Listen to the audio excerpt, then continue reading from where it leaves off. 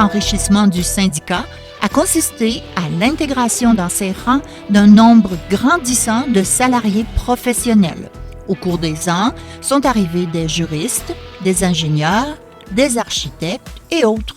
Employés d'ordre professionnel et de diverses institutions, la plupart de leurs unités de négociation se sont intégrés à la grande section 57. Après 2003, ils furent réunis dans la section locale 571. De leur côté, les professionnels de la Société de transport de Montréal y ont adhéré officiellement en 2010, devenant la section locale 610. Si la syndicalisation des professionnels n'est pas toujours évidente, leur cohabitation dans le SEPB et le mouvement syndical se consolide et se renforce constamment. Les professionnels, en partant, c'est pas du monde très, très impliqué au niveau syndical, je dirais. C'est comme si les professionnels prenaient pour acquis que ce qui est acquis, justement, ce qu'ils ont, ça va de soi, puis ils peuvent pas vraiment perdre ce qu'ils ont acquis. Alors qu'on sait très bien que c'est pas vrai avec le temps. Moi, je l'ai vécu comme professionnel avec toute mon implication. J'ai vu c'était quoi être affilié, ne pas être affilié. J'ai été membre d'un syndicat indépendant, l'Unité des architectes au départ. J'ai vu c'était quoi faire partie d'une famille syndicale, d'être affilié à une centrale syndicale puis de bénéficier de tous les services. Puis ça, les professionnels, ils le voient pas. Tant qu'on n'a pas été impliqué syndicalement, on voit pas tout ce qui se passe, puis tout ce qui fait que les acquis qu'on a dans la société en général, ça provient des luttes syndicales de tout temps. Quand je suis rentré en 1999, le syndicat existait depuis 5 ans. Il a été créé en 1994. Donc, c'était un syndicat indépendant. Il n'était pas affilié à aucun autre syndicat. Puis bon, c'est sûr que c'est un syndicat de professionnels. Un syndicat de professionnels a l'inconvénient de penser qu'on est tous capables de tout faire. Là. Donc, on n'a pas besoin des autres. Tu sais, on est bon, on est capable de dévisser une ampoule ou créer un syndicat, c'est la même chose. Là. Donc, après une dizaine de négos, on s'est aperçu qu'on avait besoin d'un soutien, on appelle ça d'un grand frère. En 2003-2004, on a commencé à magasiner les syndicats. Donc, on est allé voir la CSL, on est allé voir le CFP, on est allé voir le SEPB Québec, puis le syndicat qui nous ressemblait le plus, c'était le SEPB. Et on a signé un contrat de service en 2006 dans ces eaux-là. Et après 3-4 ans, on s'est rendu compte que c'était comme notre famille, le SEPB Québec, on se sentait bien. Ça ressemble un peu comme chez nous. Pas uniquement que des professionnels, des personnels de bureau. Donc, on a décidé lors de l'Assemblée de fusionner sur le terme qu'on utilise, fusionner avec le SEPB. Le clivage entre les professionnels et les employés de bureau, on peut le ressentir un peu, mais je crois pas que ça soit énorme. Il y a beaucoup d'unités, dans le fond, qui travaillent ensemble. C'est qu'on est 5 personnes sur l'exécutif du 571. Évidemment, on est 24 unités d'accréditation, mais la section locale est représentée par 5 membres, 3 professionnels et 2 employés de bureau. Il y a des entreprises qui vont avoir une accréditation qui va regrouper les employés de bureau, les techniciens et les professionnels dans la même accréditation. On va parler de l'Ordre des ingénieurs comme exemple. On va reprendre beaucoup d'unités qui vont être 2 accréditations chez le même employeur. Chambre des notaires, barreau, Régie de l'énergie, par exemple, ces 3-là, on va retrouver les employés de bureau dans une accréditation puis les professionnels dans l'autre accréditation. Puis généralement, ça va très bien pour l'ensemble des dossiers.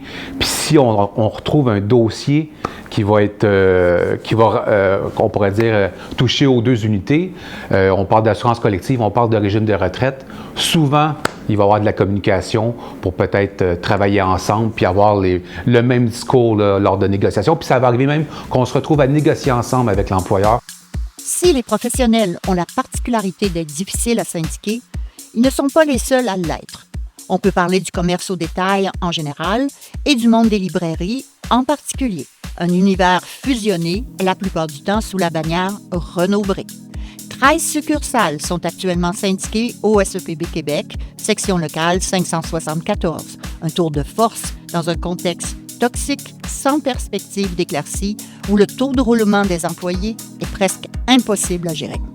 Le problème souvent avec les jeunes, très jeunes employés, bien ça, c'est un contexte qui est très particulier à Renaud-Bré. ou au commerce de détail en général, c'est qu'il y a beaucoup, beaucoup de roulements. La base, c'est 3, 4 anciens, puis tout le reste, c'est des jeunes qui sont pas là depuis 1 an, puis que l'année prochaine, ils seront plus là. Alors, les faire venir à une assemblée générale, d'abord, ils savent même pas ce que c'est un syndicat. Alors, il faut faire beaucoup, beaucoup, beaucoup d'éducation tout le temps. Nous autres, on a des cartes à faire signer presque toutes les semaines. Réexpliquer toute la même patente toutes les semaines. Fait qu'au niveau de la mobilisation, c'est plus difficile. Mais on essaie, courriel, Instagram, Facebook, texto, Messenger, de les contacter.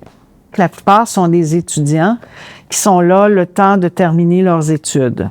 Il fut un temps où le métier de libraire, ça existait, c'était valorisé. Mais l'employeur ne valorise plus ce métier-là. Puis, on est remplaçable par n'importe quel étudiant de cégep. Ce qui est faux, là. Nous, on le sait que c'est pas vrai. Mais lui prétend que oui. Puis, c'est sûr que avec les salaires aujourd'hui payés en librairie, les gens restent pas. Surtout dans le contexte de plein emploi qu'on connaît. Il n'y a pas eu de volonté d'ouvrir les cordons de la bourse de l'employeur. Par contre, ce qu'on a réussi à avoir, puis ça, tout le monde peut en témoigner, c'est nos conditions, les conditions normatives, les congés. Ça, on est mieux que partout ailleurs dans le commerce de détail. Ça, c'est indéniable. Les jeunes qui travaillent chez nous, des fois nous disent « Ah, ben c'est vrai que j'ai des meilleures conditions que mon ami qui travaille là. » Puis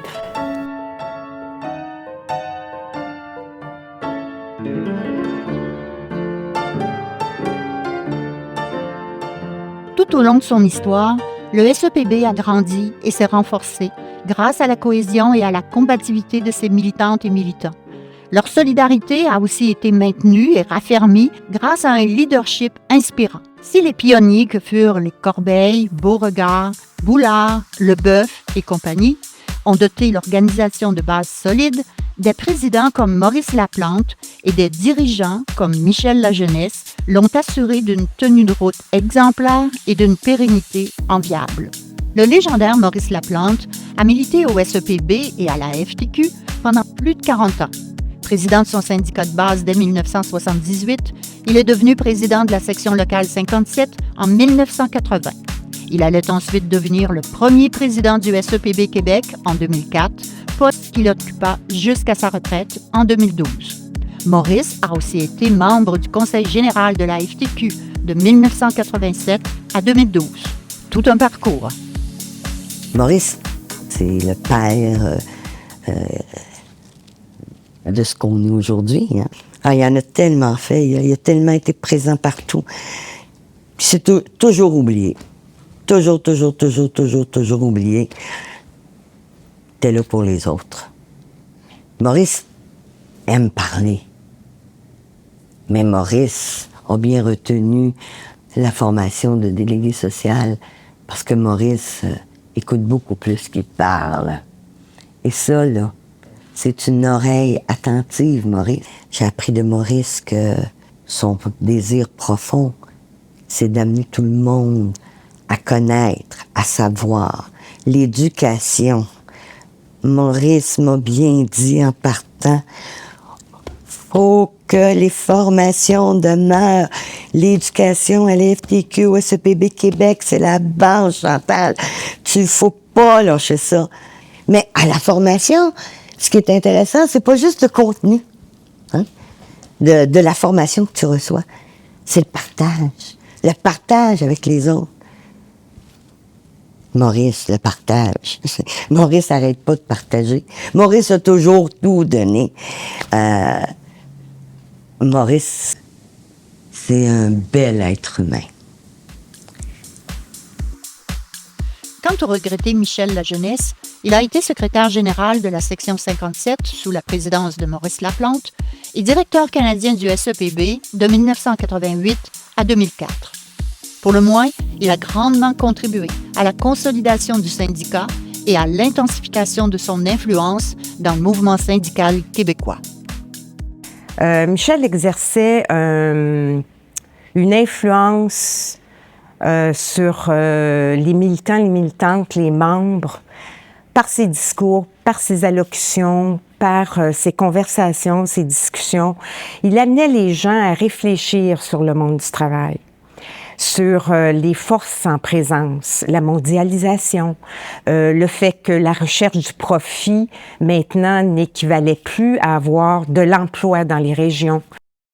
J'ai connu Michel Lajeunesse quand il est devenu le directeur de son syndicat de la SAPB.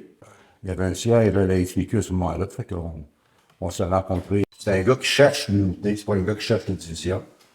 C'est un gars qui a une vision aussi, puis il est capable de prendre le temps de discuter puis de faire passer ses affaires. C'est pas d'essayer de bousculer puis tout ça.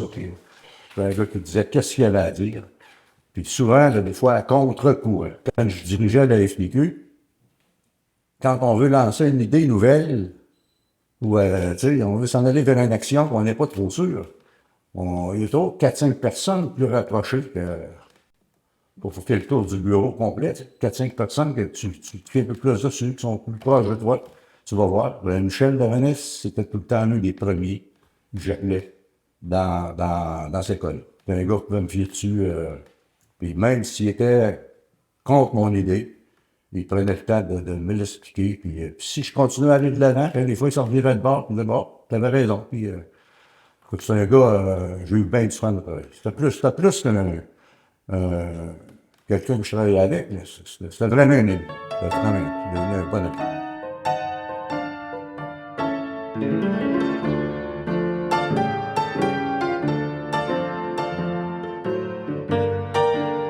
C'est sous la direction de Michel Lajeunesse qu'une équipe, animée par Pierre Gingras et Serge Cadieux, va transformer la structure du syndicat. Déjà regroupé par secteur d'activité, au sein de la grande section locale 57, ces quelques 10 000 membres pourront désormais bénéficier de sections locales sectorielles distinctes, toutes réunies dans une nouvelle entité, le SEPB Québec.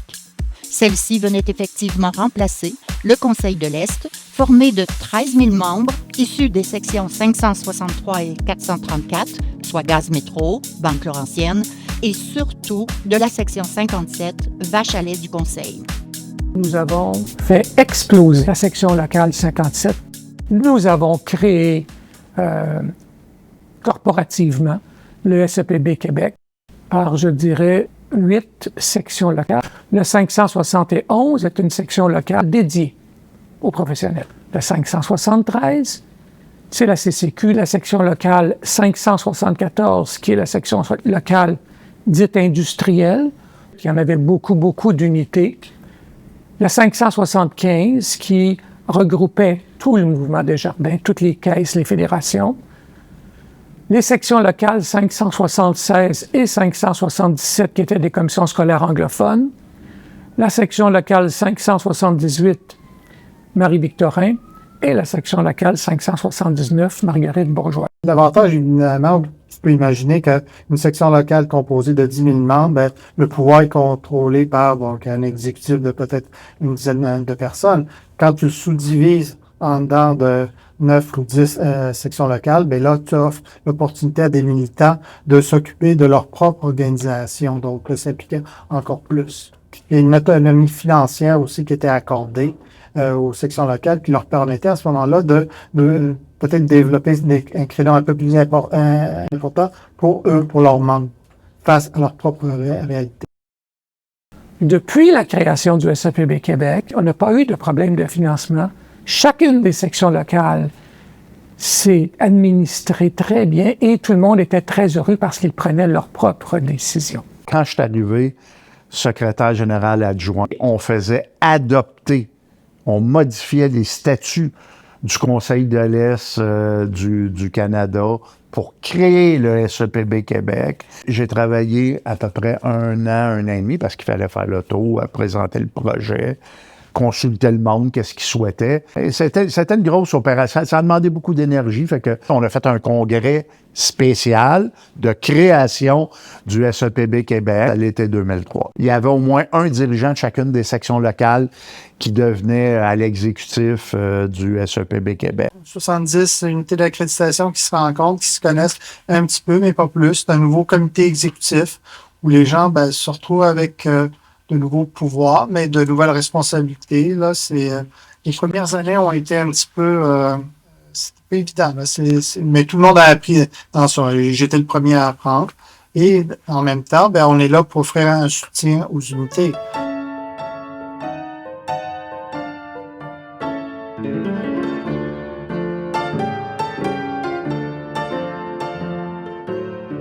Puis, le renouveau étant à l'heure du jour, on franchit une autre étape historique l'année suivante.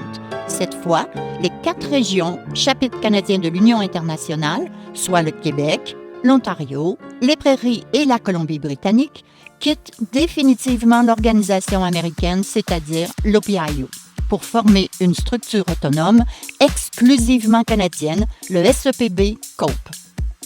À cela, plusieurs raisons. On avait toujours eu le poste numéro 2, ce qui est important compte tenu qu'on représentait peut-être 25% de tout le membership de l'OPIU.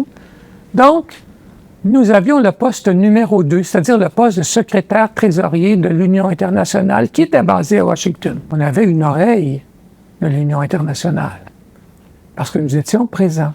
En 2003, pour la première fois, une Américaine est élue au poste de secrétaire trésorier. Nous n'avions plus la même facilité de communication. Il faut aussi dire que l'Union internationale ne nous donnait aucun service à travers le Canada. À ce moment-là, commencent des discussions auxquelles nous ne participons pas, compte tenu que nous n'avons pas le poste numéro 2, sur une hausse de la per capitation en 2004. L'Union internationale veut augmenter le coût de la per capitation pour tous ses membres, dont nos 32 000 au Canada, de 2 $ par mois. Pour nous, il n'y a pas question d'accepter, parce que ça peut paraître petit, 2 $ par membre par mois, mais il faut comprendre que 2 $ par membre par mois représente, pour 15 000 membres, 30 000 $, soit 360 000 $ par année, ce qui représente minimalement la rémunération globale, avantages sociaux compris, de 3 représentants. Le tout nouveau SEPB Québec a beau faire valoir la spécificité québécoise du maraudage intersyndical, ce qui rend les syndicats internationaux moins concurrentiels puisqu'ils doivent envoyer une partie des cotisations aux États-Unis, rien n'y fait. La réponse du président international, Mike Goodwin, était « Vous avez juste à me faire des mises à pied ». Ça, c'est pour moi un des moments où on s'est regardé. Serge Cadieux était là, j'étais là, je pense que Pierre était là aussi. On se regardait, puis on s'est dit, là, la casse a vraiment commencé. Dans un premier temps, les instances canadiennes du SEPB COPE semblent vouloir s'accommoder de la volonté américaine. Mais à la suite d'une démarche malhabile du président international, Michael Goodwin, elles décident plutôt d'appuyer le Québec. Mais le meilleur reste à venir. Dans la Constitution de l'Internationale, il y a un chapitre sur le Canada, l'article 14, qui stipule que les Canadiens ont le droit, c'est le désir, de créer leur propre syndicat canadien autonome. À nouveau mal avisé, Goodwin propose cette fois d'effacer le dit article 14 de la Constitution, ce qui empêcherait à tout jamais le syndicat canadien de devenir autonome. C'est la levée de bouclier ou, comme le dit Pierre Gingras, la cerise sur le Sunday. Une vaste opération est mise en branle et à terme, profitant du congrès de l'OPIU en Floride, on crée légalement un syndicat canadien et on en informe théâtralement les autorités syndicales américaines. On imagine la suite. Une avalanche de poursuites s'abat sur le SEPB, poursuites qui seront finalement abandonnées au terme d'une négociation hors tribunaux. Mais disons, pour faire court, qu'on a accepté de payer ce que nous devions. Certaines sections locales avaient une dette envers l'Union internationale et ça fait partie du règlement. Donc, nous sommes maintenant officiellement par une entente hors cours, on l'était en 2004 de facto, mais juridiquement, sans aucune entrave, depuis 2007, un syndicat canadien. C'est la bataille dont je suis le plus fier que j'ai réalisé dans le mouvement syndical. Tu sais, c'est pas rien, là. Tu t'attaques aux Américains, puis convaincre mes compatriotes au Canada anglais que c'est la chose à faire, puis écoute, tu sais, honnêtement, c'était la plus belle bataille que j'ai faite. D'énormes fardeaux qui se levaient de nos épaules et d'euphorie et de fierté. Je me souviens, on s'est réunis, le party, il y avait des drapeaux, le monde chantait, puis même des gens de Québec chantaient au Canada. C'était une anecdote un peu drôle, mais ça témoignait un peu de l'unité qui commençait à se créer.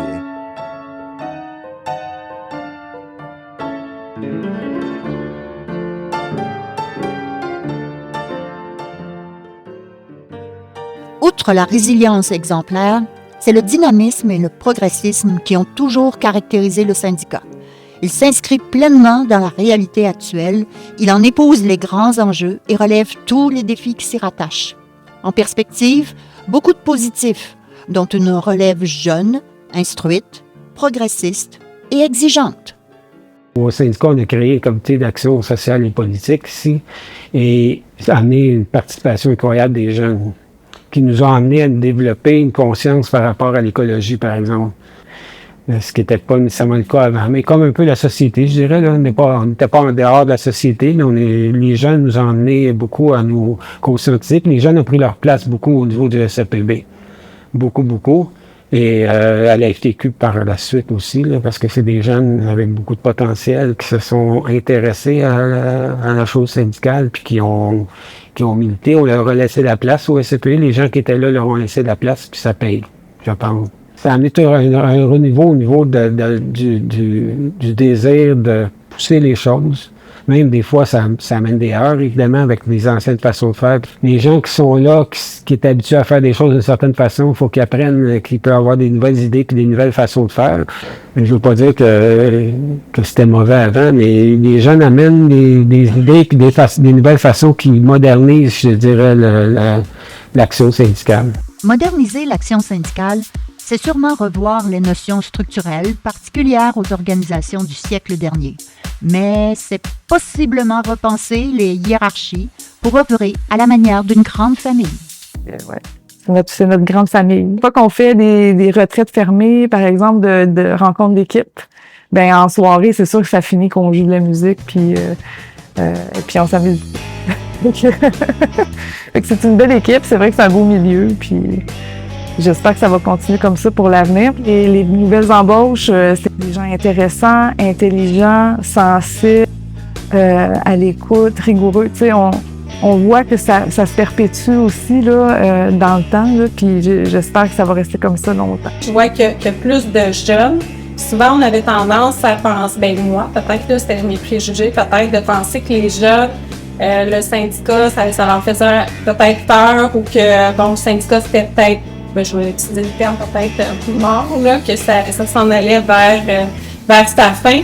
Mais je pense pas du tout comme ça. Là. On a vraiment, moi je regarde au niveau de la relève, au niveau des jeunes, c'est vraiment, il faut leur expliquer pourquoi c'est important un syndicat, mais une fois qu'ils comprennent, je vois vraiment que les jeunes ont envie de s'impliquer, ont envie de faire vivre cette flamme syndicale-là, mais il faut quand même les amener vers ça. On a un travail à faire, justement, de garder le syndicalisme vivant. Quand je suis arrivée au comité des jeunes, justement, j'ai été vraiment impressionnée parce qu'il y avait plein de gens mobilisés qui étaient super animés. On parlait de toutes sortes d'enjeux, pas juste de la structure syndicale, mais vraiment des enjeux de société. Donc, ça m'a vraiment donné la fibre syndicale. Puis, on m'a toujours dit que dans le mouvement syndical, quand on met son doigt dans l'engrenage, tout le corps passe à travers. Donc, c'est effectivement ce qui m'est arrivé. Depuis, j'ai pas cessé de m'impliquer. J'ai évolué au sein de la structure dans divers comités. Et de ce fait, je suis à l'exécutif du SEPB Québec. Au dernier congrès, on a ajouté des sièges réservés pour, on parlait tantôt des enjeux pour les groupes d'équité, un siège réservé femmes, un siège réservé au groupe enquête d'équité, puis un siège réservé jeunes. C'est pas des questions faciles. On a réussi quand même, je veux dire, une personne racisée là, au comité exécutif du SEPB Québec, il n'y en avait jamais eu avant. Il n'y en avait jamais eu. Puis si on ne l'avait pas fait, là, on aurait peut-être été encore 10 ans sans qu'il y en ait. On a rentré 2 jeunes femmes racisées au niveau du comité exécutif, là où les décisions se prennent, là où on gère l'argent. Mais ça, pour moi, c'est une victoire pour nos membres, pour notre représentativité. Je veux dire, chez Can Assurance, dans nos librairies Renaud-Bré, dans nos milieux de travail, des jeunes femmes racisées, il y en a souvent plus que des hommes. Donc, ça, moi, je trouve qu'on est capable de bien intégrer ces enjeux-là, d'en parler, puis de trouver des solutions qui sont pratiques, puis qui sont correctes, de faire les bons choix comme organisation. Travailler dans un syndicat, représenter les gens, c'est un privilège. Quand on présente des gens qui travaillent à Investissement Québec ou à la STM ou au Barreau du Québec, ce sont des employeurs qui ont des moyens de se représenter. Évidemment, on appelle à des grands bureaux d'avocats de Montréal, etc. Donc, évidemment, pour le travailleur, pour l'organisation syndicale, on doit être capable de faire face à ces moyens-là pour représenter adéquatement, correctement et le mieux possible les gens. Évidemment, c'est fondamental. Pour moi, le SEPB, c'est un peu comme les Lisa Simpson de la FTQ. Parce que c'est pas le syndicat qui est le plus gros, mais c'est un syndicat rigoureux, créatif, puis en avance sur son temps. Les militantes et les militants du SEPB Québec sont toujours intensément engagés dans la promotion de la justice et de l'équité, tant dans leur milieu de travail que dans la société québécoise. Ils se mobilisent notamment pour la préservation et le développement du filet de protection sociale et des services publics. Ils sont solidaires des luttes environnementalistes, des combats contre les discriminations et de la construction d'une société plus inclusive. Ils s'assurent d'ailleurs que ces valeurs sont promues et respectées dans les structures et les instances de leur syndicat. Le SEPB Québec fait une place grandissante aux femmes, aux jeunes et aux minorités visibles. Ainsi, avec tous ses membres, le plus grand des petits syndicats accomplit pleinement sa mission. Évidemment, pour qu'un syndicat fonctionne, il faut une solidarité et un accompagnement, mais en même temps, il faut être écouté. Et c'est ce que moi, j'ai le plus apprécié au SEPB Québec, c'est que j'ai été écoutée, accompagnée et j'ai pu véritablement aller chercher une équipe élue par nos membres qui était près de nos membres. J'aime le SEPB Québec. J'en suis fière. Je suis fière de faire partie du SEPB Québec. Oui, il y a toujours des hauts puis des bas, c'est sûr. On ne s'entend pas toujours sur des choses, mais on est sensible, on est ouvert à l'autre, on comprend l'autre. C'est ça qui est agréable au SEPB Québec. Il n'y a pas d'animosité entre... Au SEPB Québec, on a trouvé des façons de faire pour amener de l'avant les enjeux, pour mobiliser tout le monde sans faire mal à personne. Et ça, là, c'est du grand respect. C'est numéro 1. C'est le plus beau syndicat. Le SEPB a plus que démontré que même s'il était le plus grand des petits syndicats, il avait suffisamment de militants qui étaient engagés pour justement porter encore davantage le SEPB. C'est sûr qu'on a une place disproportionnée, puis tant mieux, par rapport à notre membership. Au dernier congrès de la FTQ, on représente 4% à peu près du membership total. 20 à 25% des résolutions qui ont frappé le plancher provenaient du SEPB Québec. Puis on a facilement monopolisé 20% du temps de parole au micro. C'était pas comme « wow, c'est la première fois que ça arrive », c'est toujours comme ça.